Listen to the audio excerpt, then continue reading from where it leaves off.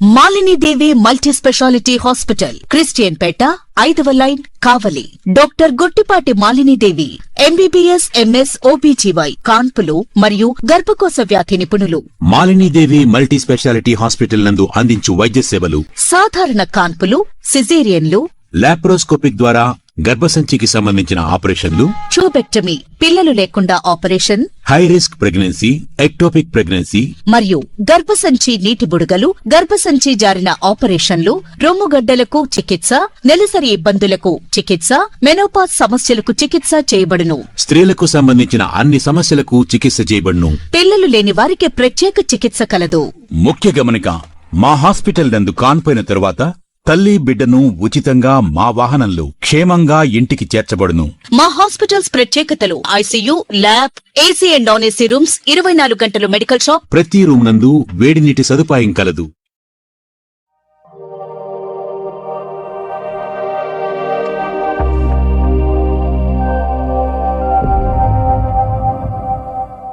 మహిళలందరూ మహారాణులైపోతున్నారండి. అదేవిధంగా కావలి బిడ్డ, కావలి ఆడబిడ్డ జడ్జ్ అయింది. కావలి ఆడపిల్ల జడ్జ్ అయిందండి. సో ఎక్కడా ఏంటి అని అనుకుంటున్నారా? మన కావలిలో ఉన్న బృందావనం కాలనీలో 2nd లైన్ లో అయితే నివాసం ఉంటున్నారు దర్శి వెంకట సత్య ధనుష గారు. ఎంతో కష్టపడి చదివి మొత్తానికి అయితే జడ్జి అయితే అయిపోయారనమాట. సో మేడం అయితే మనతోనే ఉన్నారు. మరిన్ని విశేషాలు మనం అడిగి తెలుసుకుందామా? మేడం నమస్తే. నమస్తే అండి. మేడం, అసలు మీ గురించి మా ప్రేక్షకులకి ఏంటి అనేది మొత్తం కూడా ఒకసారి వివరిస్తారా? నా పేరు దరిసి వెంకట సత్య ధనుష. నేను బీకామ్ కంప్లీట్ చేసిన తర్వాత ఎల్ఎల్బి చేసి ఈ జ్యుడిషియరీ ఎగ్జామ్ ని క్రాక్ చేశాను. AP junior civil judge 2025 notification లో సివిల్ జడ్జిగా ఎంపిక అయ్యాను. ఓకే మేడం, మీరు అసలు జడ్జి అవ్వాలని ఒక ఇన్స్పిరేషన్ ఎక్కడి నుంచి వచ్చింది అసలు? అంటే మా తల్లిదండ్రులు ఇద్దరు కూడా చిన్నప్పటి నుంచి సేవా దృక్పథంతో ఉండేవాళ్ళు అనమాట. అంటే సమాజానికి ఏదో ఒకటి తిరిగి ఇవ్వాలి అనే ఉద్దేశమే వాళ్ళకి ఫస్ట్ నుంచి ఉండేది. సో మేము వాళ్ళని చూస్తూ పెరిగాం కాబట్టి సో మాకు కూడా ఎప్పుడైనా అందరికి హెల్ప్ చేయాలి ఈ ఆలోచనలు ఫస్ట్ నుంచి ఉండేది. సో తర్వాత ఏ రంగంలో నుంచి అయితే మనం ప్రజలకి తిరిగి ఇవ్వచ్చు అని ఆలోచించినప్పుడు, అంటే బాధితులందరూ ఎక్కడికి వస్తారు? ఏదైనా సమస్య వచ్చినప్పుడు కోర్టుకే కదా వస్తారు. సో ఆ న్యాయం సరైనగా ఇస్తే వాళ్ళు ఎంత సంతోషపడతారు. ఆ విధంగా మనము న్యాయం చేకూరిస్తే సమాజానికి తిరిగి ఇచ్చినట్టు కదా అనిపించింది. సో అక్కడ నుంచి, అంటే మా పేరెంట్స్ నుంచే నాకు ఆ ఇన్స్పిరేషన్ అనమాట. ఓకే, మీ స్టడీస్ ఎలా సాగాయి? అంటే 10th తర్వాత ఎలా ఈ స్టేజ్ వరకు ఎదిగారు? నాకు యాక్చువల్ గా 10th లో స్టేట్ 7th ర్యాంక్ వచ్చింది. మన నెల్లూరు జిల్లా 2nd వచ్చాను నేను అప్పుడు. Thank you. ఆ తర్వాత ఇంటర్ అదంతా కావలిలోనే చేశాను. ఇంకా ఎల్ఎల్బి వచ్చేసి విఆర్ లా కాలేజ్ నెల్లూరులో చేశాను.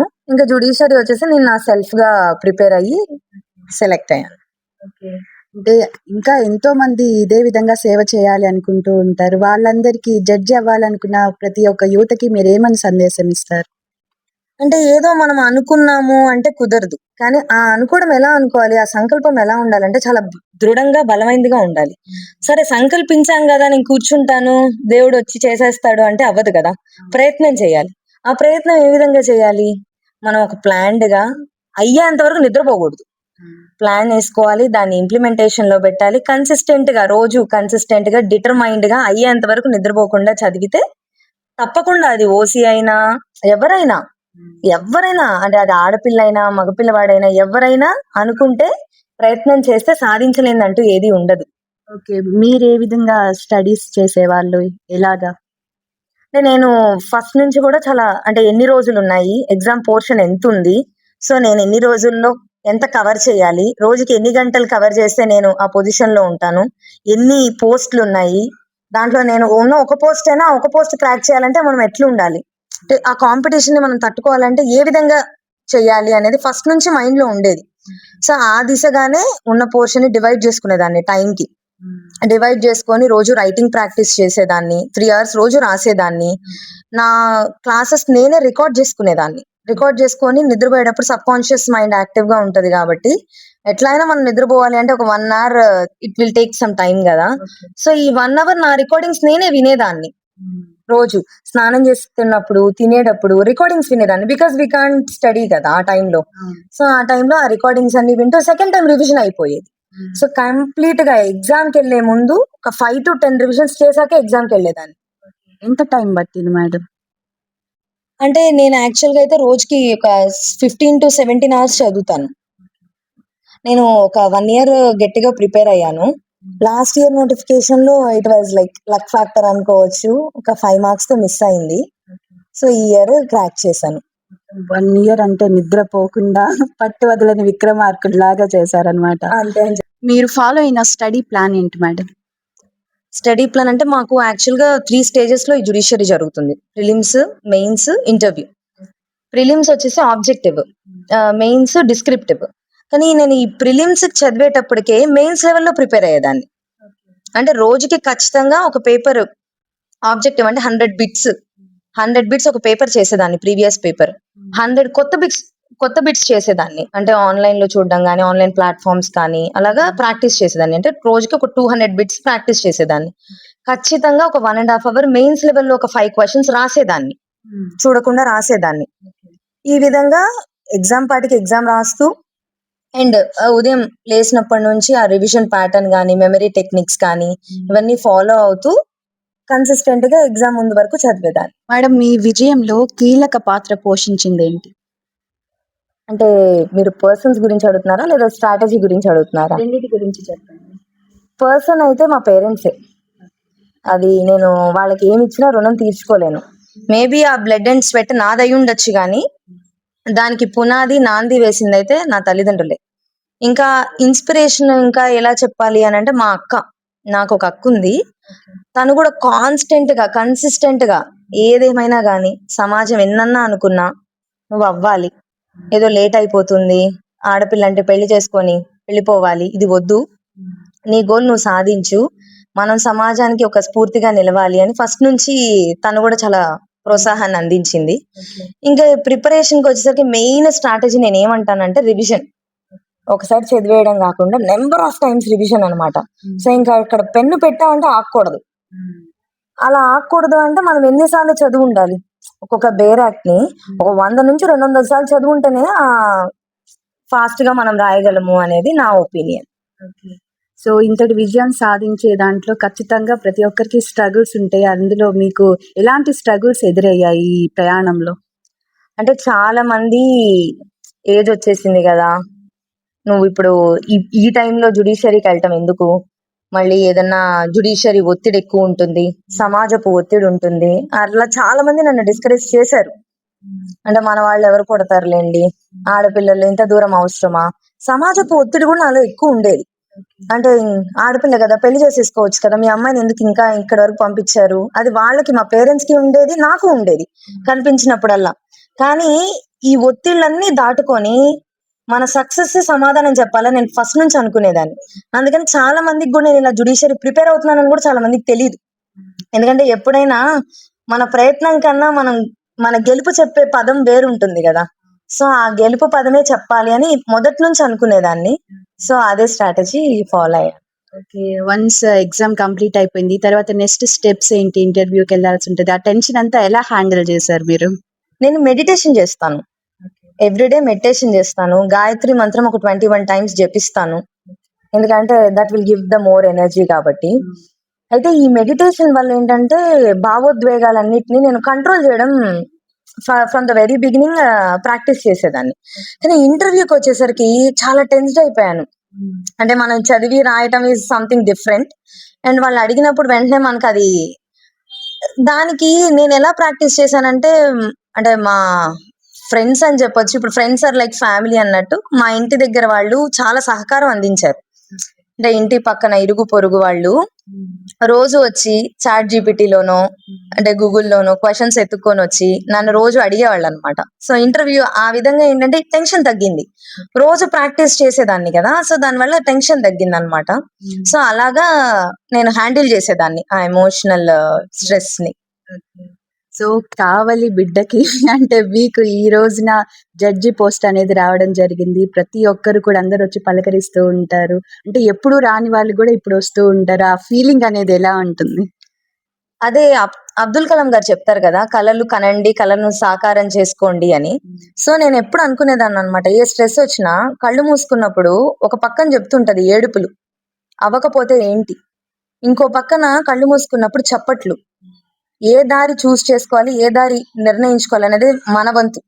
సో నేను అనుకునేదాన్ని, ఆ చప్పట్లు నేను ఎప్పటికైనా వినాలి, మా నాన్న వాళ్ళు వినాలి అని.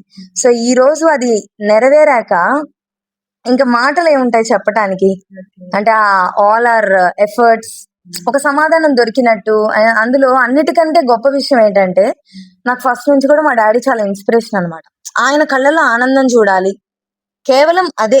ఇంకా నాకు ఇంకా సమాజము అంటే ఉంటుంది, కానీ వాళ్ళ ఆనందాన్ని దేన్ని ఏమిచ్చినా కొనలేం కదా, వాళ్ళ రుణం కూడా ఏమిచ్చినా తీర్చుకోలేము. కాకపోతే ఇప్పుడు అందరూ వచ్చి వాళ్ళకి ఈ మాట చెప్పడం అనేది it was something very special. Okay. So ఇది అయిపోయిన తర్వాత కానివ్వండి, ముందు కానివ్వండి, మీ లవబుల్ మూమెంట్ ఏంటంటారు? మీ పేరెంట్స్ తో కానివ్వండి, మీ సిబ్లింగ్స్ తో కానివ్వండి. అండ్ నేను ఎప్పుడు ఇదే చెప్తాను, యాక్చువల్ గా మా డాడీ వాళ్ళ అమ్మగారు ఎక్స్పైర్ అయ్యారు ఒక ఇయర్. మేము జనరల్ గా సెలబ్రేషన్స్ అది బాగా చేసుకుంటాం. ఏమి ఇవ్వగలను మా నాన్నకి అని చాలా ఆలోచించా గిఫ్ట్. అప్పుడు ఒక వృద్ధాశ్రమానికి డాడీకి చెప్పకుండా సర్ప్రైజ్ గా తీసుకొని వెళ్ళాను. ఆ రోజు వాళ్ళ అమ్మగారి పేరు మీద మేము ఫుడ్ డొనేట్ చేసాం. చేసినప్పుడు ఆయన అంటే మా నాన్న వాళ్ళ అమ్మగారి గురించి, నాన్న గురించి కొన్ని మాటలు మాట్లాడారు. డాడీ చాలా ఎమోషనల్ అయిపోయి వచ్చేటప్పుడు కారులో ఒక మాట మా డాడీ మాట్లాడారు. ఏమనంటే, నాలాంటి ఒక 1000 తండ్రులు వచ్చినా నీలాంటి కూతుర్ని కనలేరు, నీలాంటి కూతుర్ని అర్థం చేసుకోలేరు, ఏమిచ్చి నేను నీ రుణం తీర్చుకోలేనో నాకు తెలియదమ్మా అన్నారు. నేను ఇప్పటికీ నాకు ఇది జరిగి ఆల్మోస్ట్ 2016 లో ఎక్స్పైర్ అయ్యారు మా నాన్నమ్మ గారు. కానీ ఇన్ని ఏళ్ళు అయినా కూడా నాకు ఆ మాట గుర్తుంది అంటే I think that was the most lovable moment. Future లో ఎలా సమాజానికి ఉపయోగపడాలనుకుంటున్నారు మీరు? అదే సరైన న్యాయం అందిస్తూ, ఇంపార్షియల్ గా వ్యవహరిస్తూ, ఏదేమైనా కానీ లా అండ్ ఆర్డర్ అబేడ్ అయి ఉండి న్యాయాన్ని అందిస్తానని చెప్తాను. మీరు ఇంటర్వ్యూకి వెళ్ళారు కదా, ఇంటర్వ్యూకి వెళ్ళినప్పుడు ఎలాంటి క్వశ్చన్స్ ని మీరు ఫేస్ చేశారు? అంటే ఏదో బుక్కిష్ నాలెడ్జ్ తో వెళ్తే సరిపోదు అనిపించింది నాకు. అంటే ప్రాక్టికల్ గా సమాజం పట్ల కూడా మనకు అవగాహన ఉండాలి. మనం ఇంటర్వ్యూకి వెళ్ళేటప్పుడు సమాజంలో కూడా ఎటువంటి ఇష్యూస్ జరుగుతున్నాయి అనే అవగాహన మనకు ఉండాలి.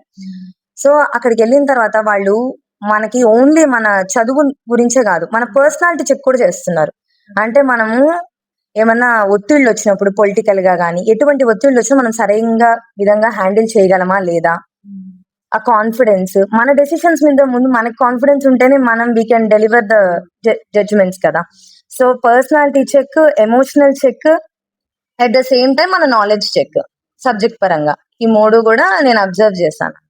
చూస్తున్నారు కదండి, ఈ విధంగా అయితే మన జడ్జి మేడం అయితే ఇంటర్వ్యూ చేసేసాం. ధనుష గారు, కంగ్రాచులేషన్స్ మా CMD న్యూస్ తరపు నుంచి మీకు. అదేవిధంగా చూస్తున్న ప్రతి ఒక్కరూ కూడా మీ స్టోరీని ఒక ఇన్స్పిరేషన్ గా తీసుకుంటారు. అదేవిధంగా చూస్తున్నారు కదండి, అనుకుంటే మాత్రం సరిపోదు, దాన్ని కృషి చేయాల్సి ఉంటుంది, కష్టపడాల్సి ఉంటుంది. అదేవిధంగా మన ధనుష గారు కష్టపడ్డారు, చదివారు, పేరెంట్స్ సపోర్ట్, అదేవిధంగా ఎన్నో నిద్రలేని రాత్రులు కూడా గడిపి ఈ రోజు సక్సెస్ అనేది దగ్గరయ్యే వరకు కూడా కృషి అయితే చేశారు. ఈ విధంగా అయితే ప్రతి ఒక్కరూ కూడా అనుకుంటే అవ్వదు, దాన్ని ఖచ్చితంగా చేయాల్సి ఉంటుంది. ప్రతి ఒక్కరు కూడా అదే విధంగా ధనుష మేడం చెప్పినట్లుగా అదే బాటలో వెళ్ళి మీ విజయాన్ని, మీ గోల్స్ ని రీచ్ అవ్వాలని మనం స్ఫూర్తిగా అయితే కోరుకుంటున్నాము. కానీ ఒక్కటి మాత్రం నిజం ఏంటి అంటే, మనం సాధించే విజయం మనకొక్కటే సొంతం కాదు, అది ఖచ్చితంగా పేరెంట్స్ కి సొంతం అవుతుంది. ఆ పేరెంట్స్ యొక్క ఆనందం అనేది అసలు మాటల్లో చెప్పలేమన్నమాట. ఈ రోజు ధనుష మేడం గారి యొక్క పేరెంట్స్ మాటల్లో అసలు ఆనందం అనేది, దానికి అసలు ఆనందం అనకూడదేమో, అంతకు మించి 2.0 అనొచ్చు అనమాట. సో ఈ విధంగా అయితే ప్రతి ఒక్కరికి కూడా మీ గోల్స్ ని అయితే సెట్ చేసుకోండి, ఆ గోల్స్ ని రీచ్ అవ్వడానికి ట్రై చేయండి.